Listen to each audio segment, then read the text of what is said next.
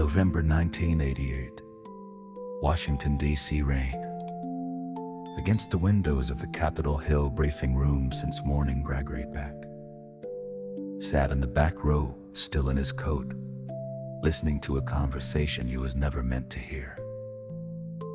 Two men stood near the door, press badges swinging, voices low but not low enough. One of them was laughing about Audrey Hepburn, not her work, about her. He said she was another aging actress chasing relevance, an ever Hollywood face using starving children as a vehicle, as though 4 months in Ethiopia was a film set. She could walk off when cameras stuck. Wait, because what happened in the next hour had nothing to do with Gregory Peck's career and everything to do with a woman he had known since the summer of 1952, who had held 500 starving children in a McKell orphanage without looking away, and a principle his father pressed into him during the Depression. The one thing no man can take is your willingness to stand for those who cannot. The first cut came before the briefing even started in the corridor. Gregory heard the same writer tell a Capitol aide that Audrey's Ethiopia numbers were probably inflated, that celebrity ambassadors understood famine relief about as well as they understood their roles. Just enough for one scene. Gregory did not move. A man who acts too early loses the moral ground. Have you ever watched someone approach a line deciding whether you would speak when they crossed it? The second cut came during the briefing itself. The UNICEF representative was presenting the scale of the Ethiopian crisis, when the writer leaned to his colleague and murmured that Audrey's upcoming congressional testimony was theater, that Congress didn't make policy from a movie star's field trip. Gregory's jaw tightened, hands went into his pockets. He looked at the man the way a lawyer looks at a witness who has said exactly the wrong thing.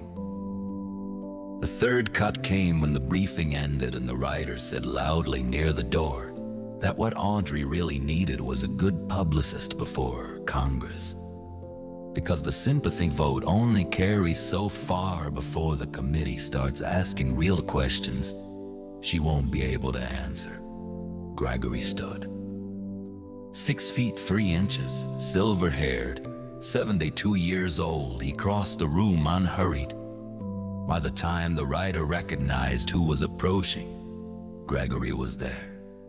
"Excuse me," he said, quiet, dangerously quiet, the way a courtroom goes still before the final question. "What you have been saying this evening about Miss Hepburn," Gregory said, each word placed with care, "describes a woman who grew up in an occupied country, malnourished as a child, who personally received food from the organization she now represents. Not as its ambassador, but as one of the children who needed saving, who spent 4 months giving 15 interviews a day, not because she needs attention, but because she has a conscience that does not know how to turn off. What you call that, in this room, was theater, a publicity vehicle, a field trip." He paused. The room went completely still. I think your readers deserve to understand the difference between those words and the truth. Nothing came back. Gregory returned to his chair without looking back. When was the last time you saw someone defend another person's worth without them ever finding out? The next morning, Audrey walked into the committee chambers in a simple dark suit and spoke for 40 minutes. 500 children in Ethiopia's Tigray region, and the hollowness of a human face that has been hungry long enough.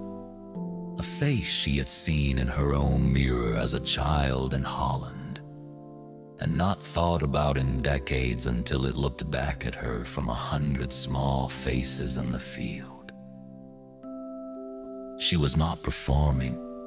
She was reporting Gregory watched from the observer's gallery and saw the woman he had known for 36 years be exactly who she had always been. Have you ever known someone whose integrity was so steady, it became the most reliable thing you know? Audrey never learned about the conversation. The night before, Gregory had not done it for her knowledge. Silence in that moment would have been a small betrayal of everything principle required. The world does not always know when it is defended. That is not the point. This is what Hollywood used to mean. Not the billing or the box office, but the understanding that fame carries a debt, and the people who survive something owe the world the truth of what they saw.